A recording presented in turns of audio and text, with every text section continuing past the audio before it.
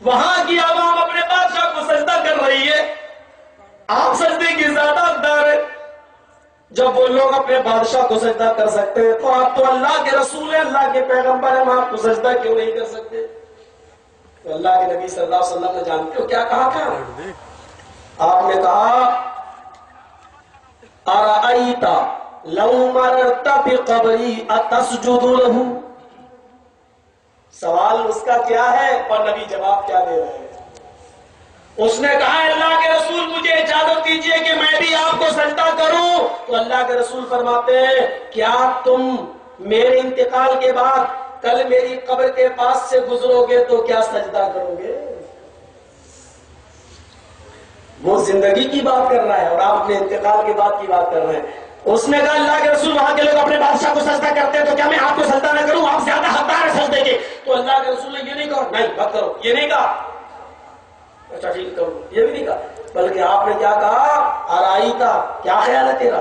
کیا لو مررت بقبری تسجد لہ، کیا کل تو میری قبر کے پاس سے گزرے گا تو کیا اس کو سجدہ کرے گا؟ اس نے کہا نہیں۔ آپ نے کہا فلا تفعلوہ، ایسا کرنا بھی نہیں۔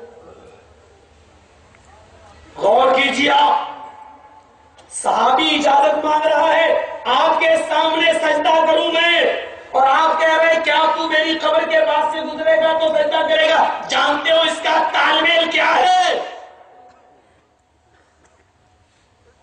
اس کا تال میل صرف یہ ہے کہ اللہ کے رسول صلی اللہ علیہ وسلم کو معلوم تھا کہ ابھی میں زندہ ہوں، اور اگر یہ میرے سامنے ابھی سجدہ کریں گے بھی تو میں ان کو منع کر سکتا ہوں، ان کو روک سکتا ہوں ایسی حرکت کرنے سے، لیکن کہیں کل میرے انتقال کے بعد اگر سجدہ یہ کرنے لگے تو میں ان کو کیسے روکوں گا؟ جب میں اس دنیا ہی میں نہیں رہوں گا تو ان کو منع کیسے کروں گا؟ تو آپ نے اپنی زندگی کے بارے میں خطرہ محسوس نہیں کیا، کیونکہ زندگی میں آپ کو خطرہ تھا ہی نہیں، کیونکہ زندگی میں آپ اپنے آپ منع کر سکتے تھے ایسا مت کرو۔ آپ کو فکر ہوئی تو اپنے انتقال کے بعد کی فکر ہوئی کہ یہ لوگ میری قبر کو سجدہ نہ کرنے لگے، تو آپ نے کہا کہ اب تم میری قبر کو سجدہ کرو گے؟ کہا نہیں، کہا ایسا کرنا بھی نہیں۔ میرے بھائیوں ذرا تصور کرو میرے، تب اس کے بعد اللہ کے نبی نے فرمایا، اس بیان کے بعد، اس جملے کے بعد اللہ کے نبی نے فرمایا اگر اللہ کے علاوہ سجدہ کسی اور کو جائز ہوتا، اللہ کے علاوہ سجدہ کسی غیر کے لیے جائز ہوتا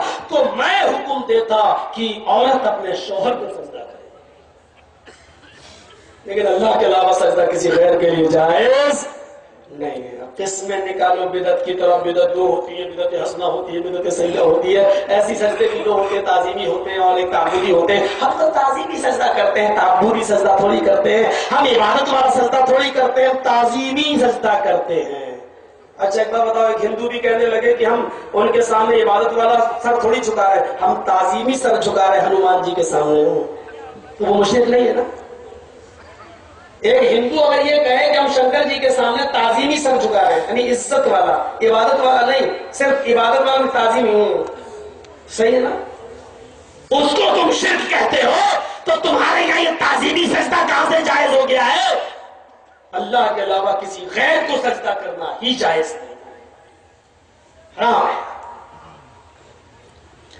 آپ نے اپنی دونوں حیثیتیں بتا دی کہ میں اللہ کا بندہ بھی ہوں اور اللہ کا رسول بھی ہوں۔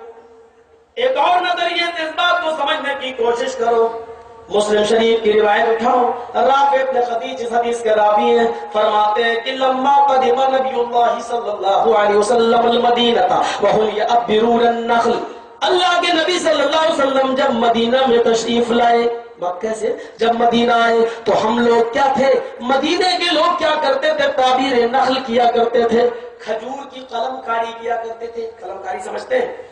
ایسے دو کھجور، مدینے کے لوگ کیا کرتے تھے، یہ نر کھجور کا گاوا ہے، یہ مادہ کھجور کا گاوا ہے، یعنی کھجور میں نر مادہ بنا لیتے تھے، یہ نر ہے یہ مادہ کھجور کا گاوا ہے، اور نر مادہ دونوں کو ملاتے تھے ایسے، پھر زمین کے اندر بوتے تھے، زمین میں اس کو گاڑتے تھے، اور ان کا ایسا رواج تھا، ایسا پرچلن تھا، یہ سمجھ لو کہ ایسی ان کی ایک رسم تھی کہ ایسا کرنے سے کھجوریں زیادہ پیدا ہوتی ہیں، جیسے میاں بیوی مل گئے تو بچے ہوتے ہیں نا، تو ان کا یہ تھا کہ یہ نر ہے یہ مادہ کھجور کا گاوا، دونوں کو بوٹتے تھے، کہتے تھے زیادہ کھجوریں پیدا ہوں۔